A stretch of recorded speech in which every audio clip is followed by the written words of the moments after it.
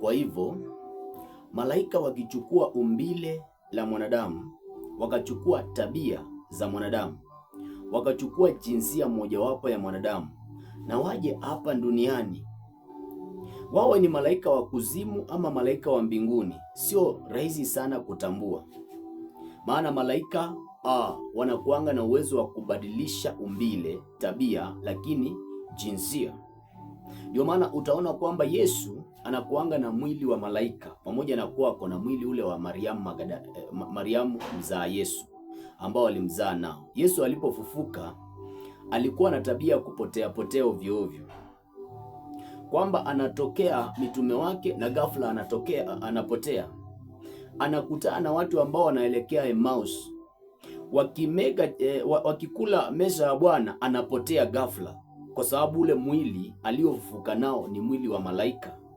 Na hata leo hii Yesu anatokea watu, si eti kwamba ameacha kuwatokea watu, kwa sababu ako na huo mwili wa malaika. Ndio maana maandiko yanasema ya kwamba nilikuwa na njaa au kunipa chakula, nilikuwa na kiu, nilikuwa njela, nilikuwa mgonjwa huko enda kuniangalia hospitalini. Huyu ni Yesu anaongea hivyo. Unaweza ukauliza, Yesu ulikuwa na njaa siku gani? Kumbe kuna wakati Yesu alijibadilisha, akaja kwenye ule mwili wa malaika, lakini akaja kama mtu mwenye njaa, mtu aliye njela, mtu aliye mgonjwa, lakini wewe mwenyewe ukampuuza. Kwa hivyo Yesu anakuanga na mwili wa malaika na anakujanga duniani hata leo hii ili kupima tabia za watu. Sijui kama unanielewa.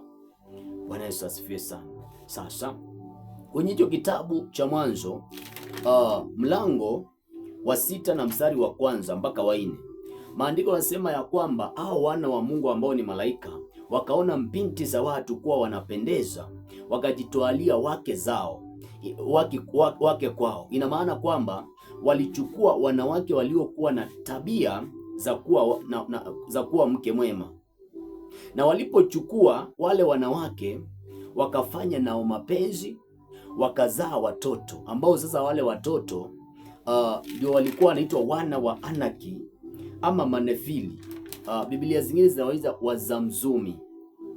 Ni watu kabisa, lakini mchanganyiko wa malaika na binti za watu, na huyu mtoto anakuja anazaliwa. Ndio maana ni wale majitu ambao wana wa Israeli walipoenda kwenye nchi ya ahadi ili kuipeleleza, maandiko yanasema ya kwamba walipojilinganisha na wale watu walijiona kama ni pazi. Pazi ni kamnyama kadogo sana. Kwa hivyo ina maana kwamba wale walikuwa ni majitu wakubwa sana, mchanganyiko wa mwanadamu na malaika. Na ndio sababu utaona kwamba kuna magoliati ambao walikuja kuzaliwa. Bwana Yesu asifiwe sana.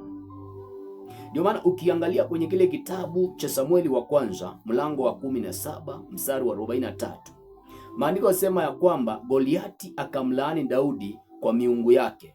Kabla Goliati hajapigana na Daudi, pamoja na kuwa Daudi kanionekana kuwa kama mtu kadogo, maandiko yanasema ya kwamba kwanza alimlaani Daudi kwa miungu yake, kwa sababu Goliati ametengenezwa kutokana na malaika wa kuzimu na mwanadamu. Sasa ili vita yake aipigane, sasa ametokea kuzimu, lazima ahusishe kwanza miungu yake. Sasa Daudi akajua kumbe Goliati amekuwa akishinda taifa la Israeli kwa sababu si eti kwamba ya ukubwa wake ama unene wake, lakini kwa sababu kuna nguvu ya miungu yake ambayo anaitumia. Daudi akasema naye, mimi unanijia kwa fimo, lakini mimi nakujia kwa jina la Bwana wa majeshi. Kwa hivyo vita ikaanza kupigana kwanza, rohoni ikaisha. Daudi akashinda rohoni, kwa sababu maandiko yanasema kila mtu atakayelitia jina la Bwana ataokoka. Maandiko yanasema ya kwamba kwa jina la Yesu kila goti tapigwa na vitu vyote vya duniani, mbinguni, na kila ulimi utakiri ya kwamba Yesu Kristo ni Bwana.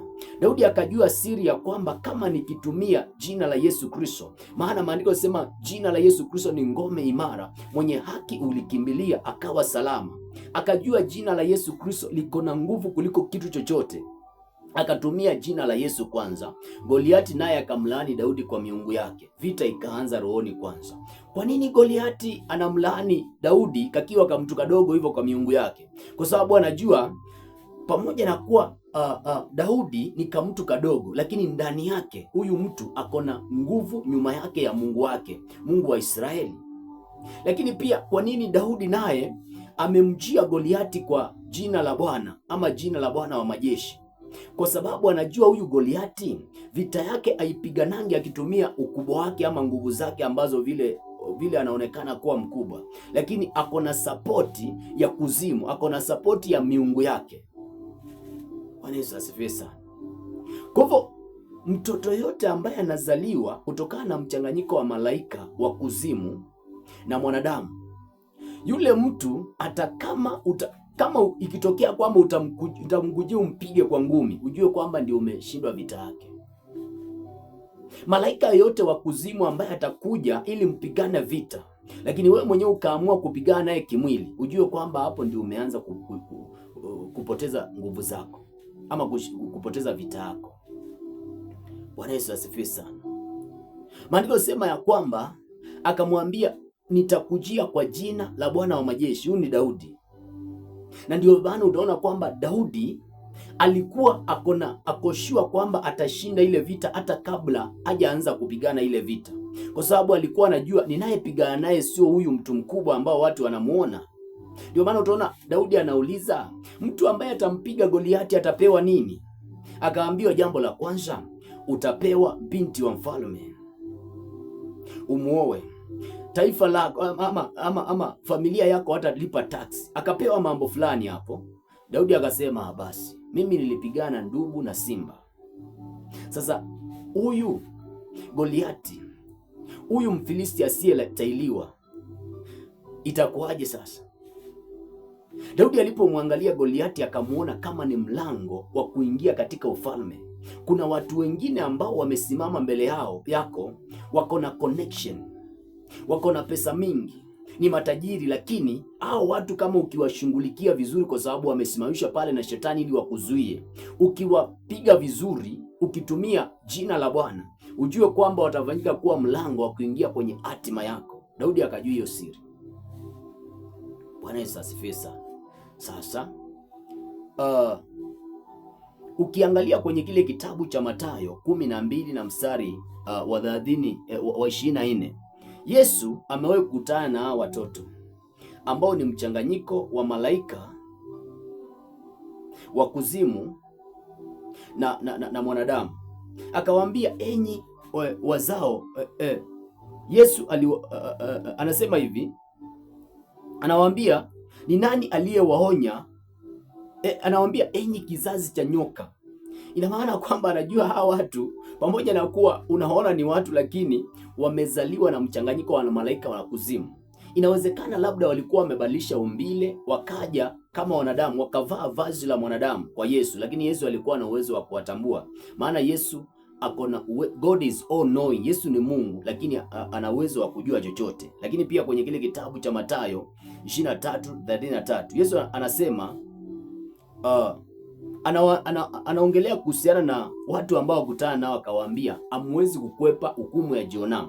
Yesu anaona hao ni watu kabisa wamekuja ili kwamba waokoke, lakini anawaambia hapana, nyinyi nikiwaangalia hamwezi kukwepa hukumu ya Jehanamu. Kwa nini anakujiwa na hao watu na anawaambia hamwezi kukwepa hukumu ya Jehanamu? Kwa sababu anajua kwamba ndio wametengenezewa kwenda Jehanamu. Hao watu pamoja na kuwa wanaonekana ni watu, lakini ni malaika wa kuzimu ambao wamekuja kumjaribu Yesu. Yesu amewahi kukutana na watu kama hao, malaika wa kuzimu kabisa, lakini wanakuja kwa Yesu. Yesu akiangalia hivi anasema, mnawezaje kusema mema mkiwa wabaya? Anawaangalia hivi, anawaambia, hapana, mimi siwezi kuwaombea mkaenda mbinguni ati mkakwepa hukumu ya Jehanamu. Jehanamu imetengenezwa kwa ajili yenu, malaika wa kuzimu, lakini wakavaa mwili wa mwanadamu wakaja kwa Yesu. Lakini pia Yohana Mbatizaji kwenye kile kitabu cha Luka 3:7 amewahi kukutana na hawa watoto wa kuzimu. Anasema wakaja ili awabatize, lakini akawaona, akawaambia, enyi kizazi cha nyoka. Bwana Yesu asifiwe sana. Kwa hivyo hawa watu ambao ni malaika wa kuzimu wapo, hata leo hii tunapoongea wapo, huwa wanabadilishanga umbile, wanakuja hapa duniani kama wanadamu. Ndio maana maandiko yasema msisahau kuwafadhili wageni, kwa maana wengine waliwakaribisha malaika pasipo kujua. Anaweza kuja kama malaika wa kuzimu ama malaika wa mbinguni. Sijui kama